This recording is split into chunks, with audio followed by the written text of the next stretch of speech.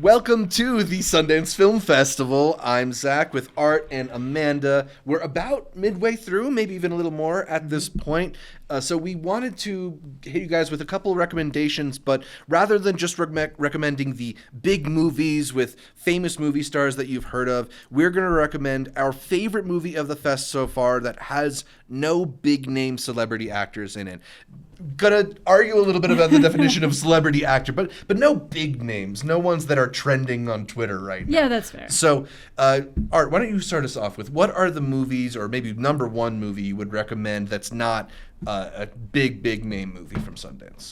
So there's probably two ways that you can go about it if you're, approaching it from that perspective. Is either picking one of the docs that doesn't have like a very famous person that's either narrating it. Not the Sinead O'Connor documentary. Or... Yeah, that one would not count. That was good. A lot of stuff that's archival, but you're either going with a doc or you're going with something that's in the world dramatic, which isn't just the competition, but a lot of world cinema that's also premiering here.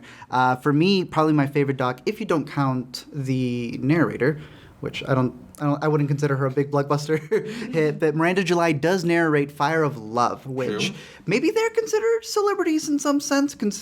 I guess. I don't know if your narrator really counts as a... Well, not the narrator, the two volcanologists that you see in the volcano community. In the volcano community who fell in love, but even more fiery than what they, looked through across all the world was the love that they had for each other. It was one of the best docs, in my opinion, not just in terms of their story, but honestly, this thing looked beautiful. For a documentarian who they had with them, I want to say throughout the 80s, I think maybe even starting in the 70s, it's all the compositions look beautiful.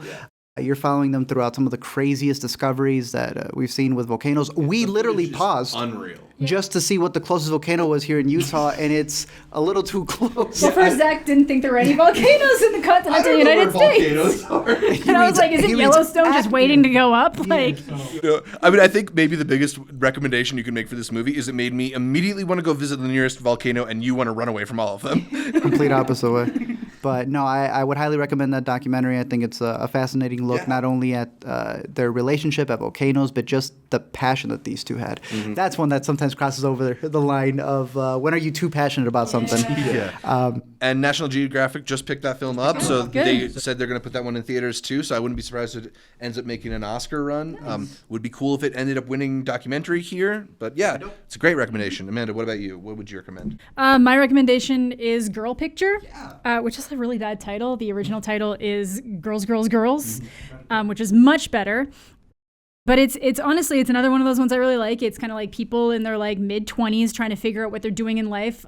And then one person who seems to really have her life in order. So you got two best friends who want to live these like really adventurous lives and do all these cool things, but they're just kind of like working at a smoothie shop and just figuring out what they're doing there and processing life. And then you've got Emma, I think her name was, who is a figure skater, and she's a very good one. So her whole life has been extremely structured for that one singular goal. And it's just kind of like a different look about how those like passions can start conflicting with what you're doing in your day-to-day life and what other things you want, and when it kind of hits a point where it might seem like it's gone too far because it looks like you might not achieve the things you think you're going to achieve, and those moments of self-doubt, and then just kind of how you might push people away because you care about them so much that it makes you do stupid things. Yeah, it's a coming of age in many different senses, in a emotional, sexual, like even in terms of just your life story. Like it's a coming of age in many ways.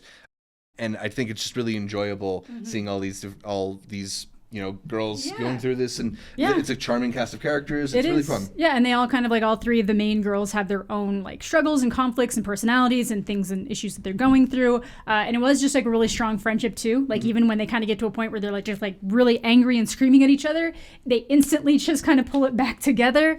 And like, it's like people learning to just kind of express what they want and need out of life, which I really like that. Yeah, absolutely. The one that I think I would go with, there's a couple that I was considering. I was considering Martha the Brazilian that we caught, which was a really good family story. I considered Tantura, the Israeli-Palestinian conflict documentary that we were watching, which was really excellent. I am going to go with Leonor Will Never Die here. One of the first films that I was able to catch, in a really, really enjoyable, playful movie out of the Philippines, directed by Martica Ramirez Escobar. I think what's really cool about this film is the way in which it keeps kind of shifting what it's doing and in changing the form and kind of just playing with your experience of watching it, right? Like, it keeps you asking questions, but does it in an engaging, not necessarily too heady way. It's just really, it's more about the fun, you know. It's about choosing the most interesting, most off the wall decision in certain moments. Yeah. It's this ode to these old Filipino action films too, and in those recreations of that environment, it's really fun. But it also has this cool story that folds in on itself, and once you get to that end where it really does become very meta, I was really, really into it. I thought it was a really exciting choice. I think it was a movie that kept me guessing, and there are certain things that happened late in that movie where I was just like, I was smiling ear to ear that they would take that chance and make that choice in the story. Something that others didn't. And I love this one because you said it's from the Philippines. It's about a screenwriter named Leonor who, in writing her story and not being able to finish it, ends up getting hit with a TV and enters the movie that she's writing.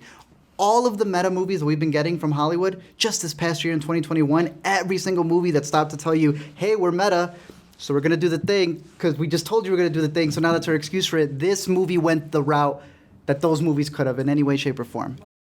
Be it because those are all big studio movies, this being a very independent and non-American movie, it took so many, this was the meta movie that I've been looking forward to for a long time, so I hope you catch it. I hope you like it. Yeah, so hopefully if you haven't had a chance to pick up any tickets from Sundance yet, like, these are ones that we will definitely recommend, and they're probably going to be available because they're not the movies that usually sell out at this festival. No celebrity on there to tweet about it or any of that, so yeah. I'd also add Speak No Evil if you want a little horror one. That's another international one they haven't been able to catch yet, but we got a link for that. Yeah, Hatching, another horror one. I don't know if there are any. I don't know if there are celebrities in there, too. Yeah, I'm the odd one out on that one, but worth checking out. It's very interesting.